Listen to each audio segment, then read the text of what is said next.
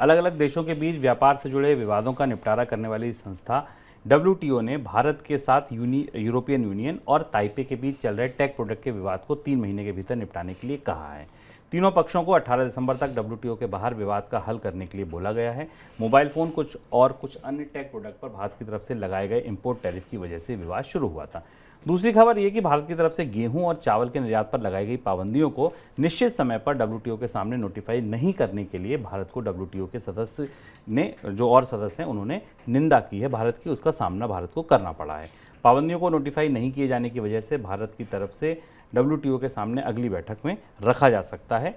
Sir, अचानक WTO की तरफ से इतनी सख्ती भारत पर क्यों? डब्ल्यूटीओ में भारत के खिलाफ पेशबंदी बढ़ रही है। हम एक तरफ ये देख रहे थे कि भारत और अमेरिका के विवाद डब्ल्यूटीओ में हल हो रहे हैं, लेकिन भारत जिस तरह से इंपोर्ट पर आयात पर प्रतिबंध या परोक्ष रूप से प्रतिबंध लगाने की कोशिश कर रहा है, उसका रिटेलिएशन या उसकी प्रतिक्रिया दुनिया के देशों की तरफ से की जा रही है। 17 अप्रैल को इसी साल भारत को जापान, ईयू और चाइनीज तापेई ने डब्ल्यूटीओ में भारत के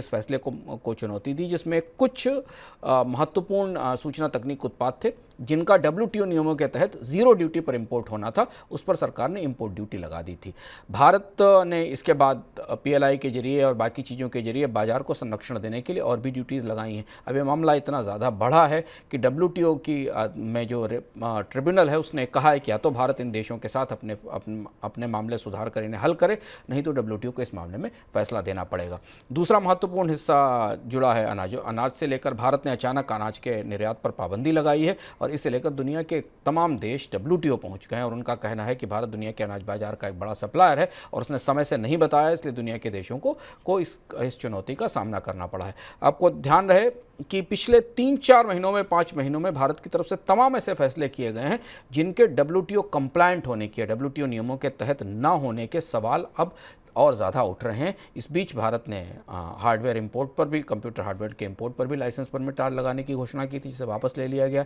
अगले साल से टेलीकॉम इक्विपमेंट पर भी 10% की ड्यूटी लगाने का प्रस्ताव विचाराधीन है जो सामने है, और ये सारे प्रस्ताव मिलकर डब्ल्यूटीओ में भारत के लिए आने वाले समय में चुनौती बनेंगे।